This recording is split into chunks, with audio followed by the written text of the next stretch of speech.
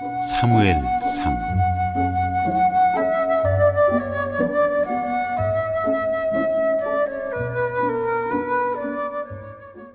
19장.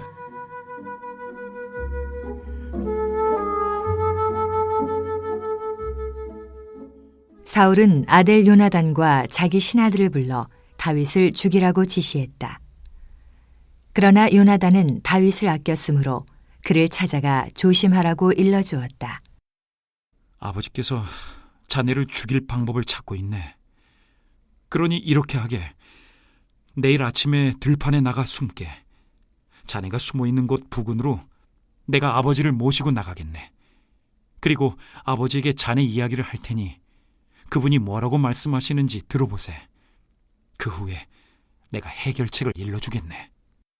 요나단은 아버지 앞에서 다윗 이야기를 꺼내며 그에 대해 좋게 말했다. 부디 다윗을 해치지 마십시오. 그가 아버지께 잘못한 일이 없지 않습니까? 지금까지 그가 행한 좋은 일들을 봐주십시오. 그는 목숨을 걸고 블레셋 사람을 죽였습니다. 그날 하나님께서 이스라엘에 얼마나 큰 승리를 주셨습니까? 아버지도 그 자리에 계셨습니다. 아버지도 보시고서 일어나 다른 모든 사람과 함께 손뼉을 치며 기뻐하셨습니다. 그런데 어째서 아무 이유도 없이 다윗을 죽여 무고한 사람에게 죄를 범할 생각을 하십니까? 사울이 요나단의 말을 듣고 말했다. 네 말이 옳다. 하나님께서 살아계심을 두고 맹세하는데 다윗은 살 것이다. 죽임을 당하지 않을 것이다.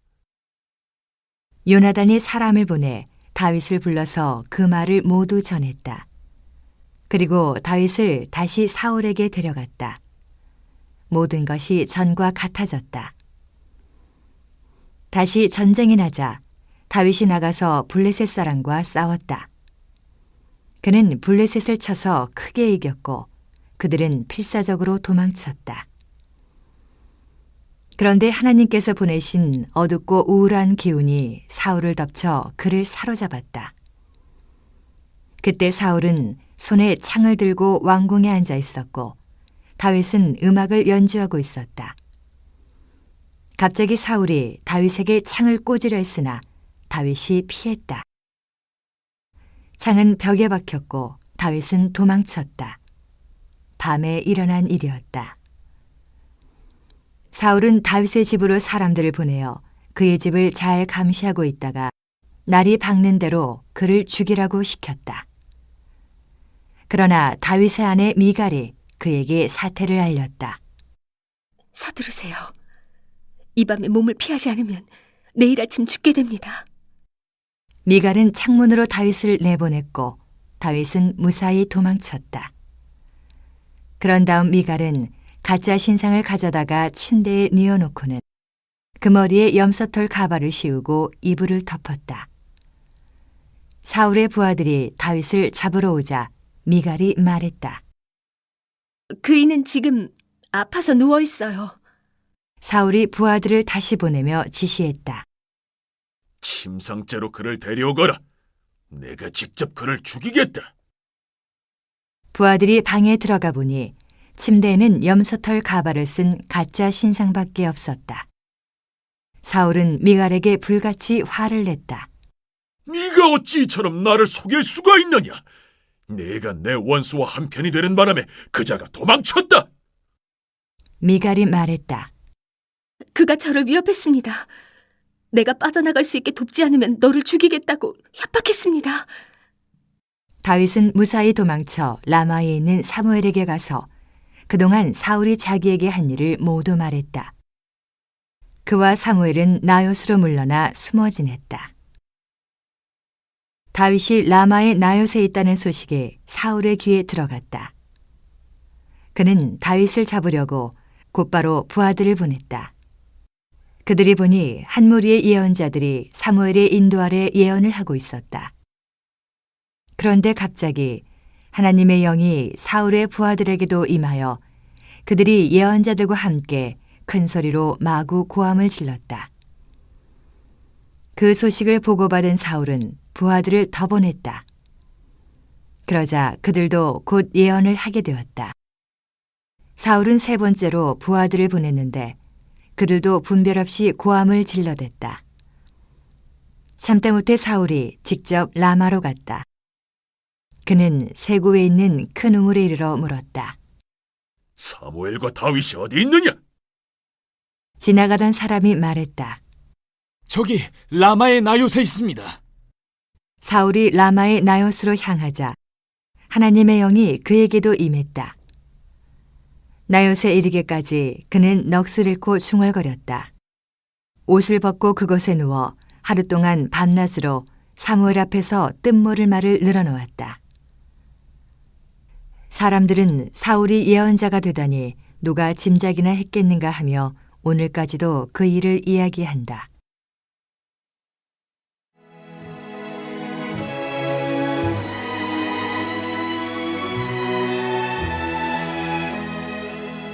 (20장) 하나님의 언약으로 맺어진 우정.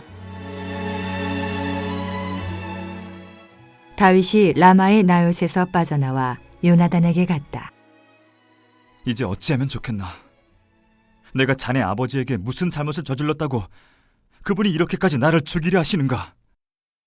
자네를 죽이시다니 그런 일은 없을 것이네. 요나단이 말했다. 자네는 잘못한 것이 없네. 그리고 자네는 죽지 않을 걸세. 절대로 죽지 않을 거야. 아버지는 모든 일을 나에게 말씀하신다네. 큰 일이든 작은 일이든 나에게 알리지 않고는 아무 일도 하지 않으시네. 이 일이라고 해서 나 모르게 하시겠는가? 있을 수 없는 일이네. 다윗이 말했다. 자네 아버지는 우리가 절친한 친구 사이라는 것을 알고 계시네. 그래서 요나단이 이 일을 알아서는 안 된다. 알았다가는 다윗 편을 들 것이다 하고 생각하셨을 것이네. 하나님께서 살아계심과 지금 자네가 내 앞에 살아있음을 두고 맹세하는데 틀림없이 자네 아버지는 나를 죽이기로 작정하셨네. 요나단이 말했다. 자네 마음에 있는 것을 말해보게. 무엇이든 들어주겠네. 다윗이 말했다. 내일은 초하루네. 내가 왕과 함께 저녁 식사를 하도록 예정되어 있는 날이지. 나는 식사에 참석하지 않고 셋째 날 저녁까지 들판에 숨어 있겠네. 자네 아버지가 나를 찾으시거든 다윗이 연례 모임이 있다며 고향 베들레헴에 가서 가족과 함께 예배를 드릴 수 있겠는지 묻더군요 하고 말씀드려주게. 자네 아버지가 좋다고 하시면 나는 무사할 것이네. 하지만 화를 내신다면 그분이 나를 죽이기로 마음먹은 것을 자네가 확실히 알게 될 것이네. 부디 마지막까지 내게 충실해주게.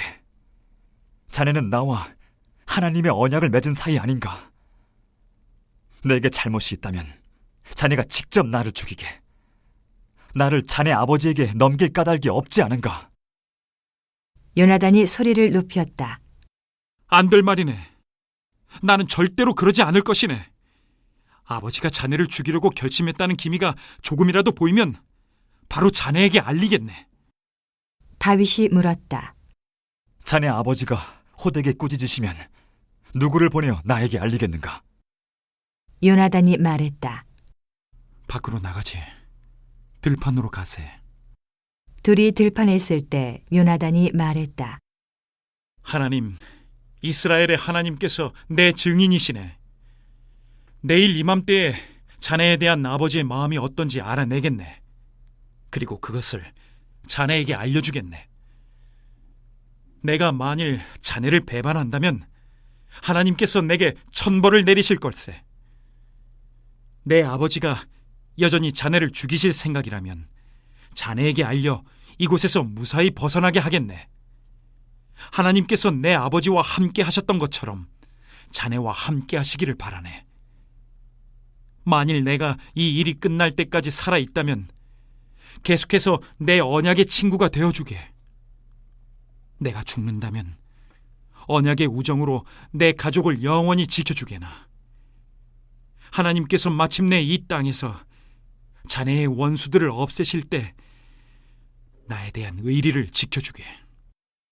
요나단은 다윗을 향해 사랑과 우정을 다시 한번 맹세했다.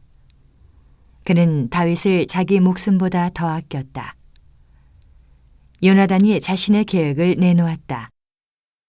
내일은 초하루니 자네가 저녁 식사에 나타나지 않으면 다들 자네를 찾을 것이네. 사흘째가 되어 그들이 자네를 더 이상 찾지 않으면 자네는 전에 숨었던 곳으로 가서 그 큰 바위 옆에서 기다리게. 내가 바위 쪽으로 화살을 3번 쏘겠네. 그런 다음 종을 보내면서 가서 화살을 찾으라 라고 할 텐데, 내가 종에게 화살이 이쪽에 있으니 가져오라 라고 외치면 자네가 무사히 돌아와도 좋다는 신호로 알게. 하나님께서 살아계심을 두고 맹세하는데 두려워할 것 하나도 없네. 그러나 내가 화살이 더 멀리 나갔다라고 외치면 서둘러 도망치게. 하나님께서 자네가 여기서 벗어나기를 원하시는 것이네. 지금까지 우리가 의논한 모든 것에 대해 하나님께서 마지막까지 우리와 함께 하심을 잊지 말게. 다윗은 들판에 숨었다. 초하루 절기가 되자 왕이 식사를 하려고 식탁에 앉았다. 그는 늘 앉던 대로 벽쪽 자리에 앉았고 요나단은 식탁 맞은편에, 아브넬은 사울 옆에 앉았다. 그러나 다윗의 자리는 비어 있었다.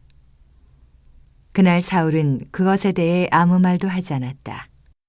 그는 이렇게 생각했다. 그에게 뭔가 부정한 일이 생긴 거겠지. 아마 부정해져서 거룩한 식사를 못하는 거겠지. 그러나 초하루 다음 날인 명절 이틀째에도 다윗의 자리는 비어 있었다. 사울이 아들 요나단에게 물었다. 이새의 아들은 어디 있느냐? 어제도 오늘도 우리와 함께 먹지 않는구나. 요나단이 말했다. 다윗이 제게 베들레헴에 가게 해달라고 특별히 부탁했습니다. 고향의 가족 모임에 참석할 수 있게 해주십시오. 저의 형들이 제게 당부했습니다. 괜찮으시다면 가서 형들을 보게 해주십시오 하더군요. 그래서 이 자리에 참석하지 못한 겁니다. 사울은 요나단에게 불같이 화를 냈다. 네 더러운 계집의 자식아! 내가 이새의 아들과 한 통석이 되어 너와 네 어미 둘 다를 욕되게 하고 있는 것을 내가 모르는 줄 아느냐? 이새의 아들이 이 땅을 활보하고 다니는 한 이 나라에서 너의 장래는 보장할 수 없다. 어서 가서 그를 잡아 이리로 끌고 오너라. 이 순간부터 그놈은 죽은 목숨이나 다름없다. 요나단이 아버지에게 대들었다. 죽은 목숨이라니요? 다윗이 무엇을 잘못했다고 그러십니까? 사울은 창을 던져 그를 죽이려고 했다. 이로써 요나단은 아버지가 다윗을 죽이려고 한다는 것을 확실히 알았다. 요나단은 잔뜩 화가 나서 식사 자리에서 뛰쳐나갔고 하루 종일 아무것도 먹지 않았다. 다윗 생각에 마음이 아팠고 아버지에게 당한 모욕 때문에 속이 상했다. 이튿날 아침, 요나단은 다윗과 약속한 대로 어린 종을 데리고 들판으로 나갔다. 그가 종에게 말했다. 달려가서 내가 쏘는 화살을 가져오너라. 어린 종이 달려가자 요나단은 그 종보다 한참 앞쪽으로 화살을 쏘았다. 어린 종이 화살이 날아간 곳에 이르자 요나단이 외쳤다. 더 멀리 나가지 않았느냐? 어서 서둘러라. 거기 그냥 서 있지 말고. 요나단의 어린 종은 화살을 주어 주인에게 가져왔다. 그러나 그 어린 종은 전혀 몰랐다. 오직 요나단과 다윗만이 그 일을 알았다. 요나단은 화살집과 활을 어린 종에게 주어 성읍으로 돌려보냈다. 종이 가고 나자 다윗은 숨어있던 바위 옆에서 일어섰다가 얼굴을 땅에 대고 엎드렸다. 그렇게 그는 3번을 절했다. 그러고 나서 그들은 친구와 친구로 서로 입을 맞추고 울었는데 다윗이 더 서럽게 울었다. 요나단이 말했다. 평안히 가게. 하나님께서 나와 자네 사이에, 내 자녀와 자네 자녀 사이에 영원한 보증이 되실 것이네. 우리 둘은 하나님의 이름으로 우정을 맹세하지 않았나?